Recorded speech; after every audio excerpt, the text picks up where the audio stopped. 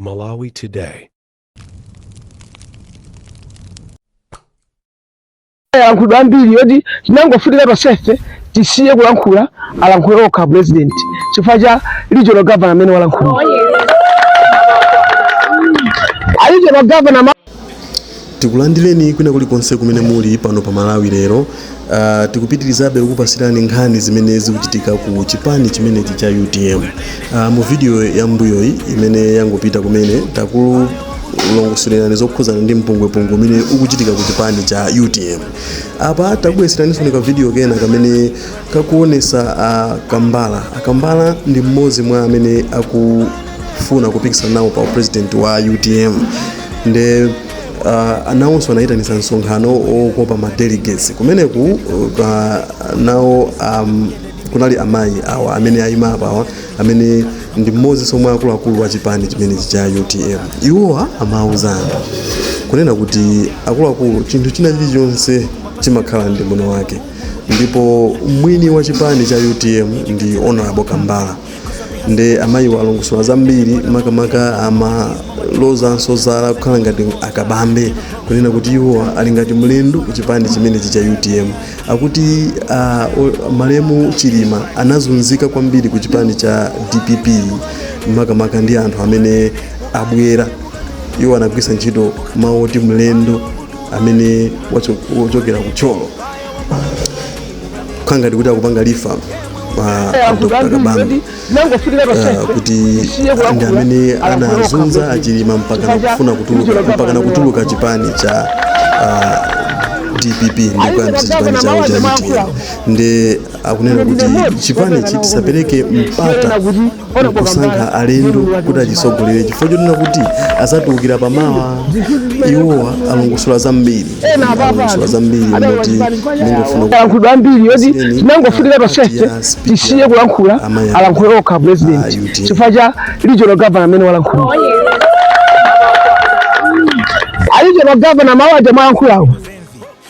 Ine ndine mmodzi wapeka nawo comment yonena kuti Honorable Kambala ndiye mwini wake wa chipani. Ino zinthu zimene ukhala unu wake ena apapa anthu adalowa chipani chifukwa yawo. Komanso tikayika alendo zinthu izi amadzakani kubakirani chinthu chaching'onong'ono.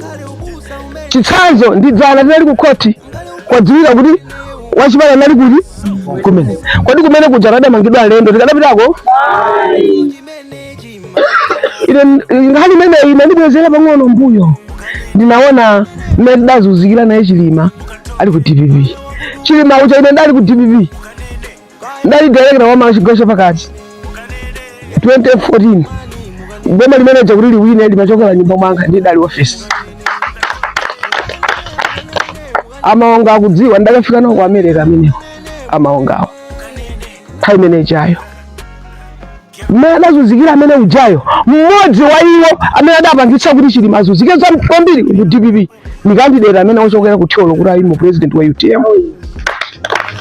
Ndikuuza zimene adapanga amene uja adalipo PS kwakufolela ndi Kambala komanso anthu ena akuti alendo amchipani cha UTM. Mmene zikukhalira ku UTM kuti nkoke wakula kwambiri. Sitikuziwa kuti mwina ndi maudindo omwe amene akufuna kusankhidwa ku convention iyi paja mukuziwa bwino kuti aliyense amakokera kwake, ndipo ngati ndale zimayenera kuyenda choncho kunena kuti anthu amapanga kampeni mosiyanasiyana. Koma mwina anthu ena muli ndikuona kuina kuti zimene zikuchitika zimene zitha kubweresa kugawanikana mchipani chimenechi. Nde iniyo poti tikuziwa kuti anthu amene muli pano ndi anthu osatira zipani zosiyanasiyana tereso ndi UTM pompano. Ndeno tikufuna tikumve maganizo anu kunena kuti kodi mukuona kuti zimene zikuchitika mchipandezi sizingabwerese kugawanikana kapena anthu oona akamaona izi zikuchitika mchipani chimenechi azoona kuti muli mgwirizano kapena tisiye kunena kuti basi mmene zikuyenda kukhalira amene ndi kampeni, aliyense ali ndi maganizo ake, aliyense ali ndi mbali yake.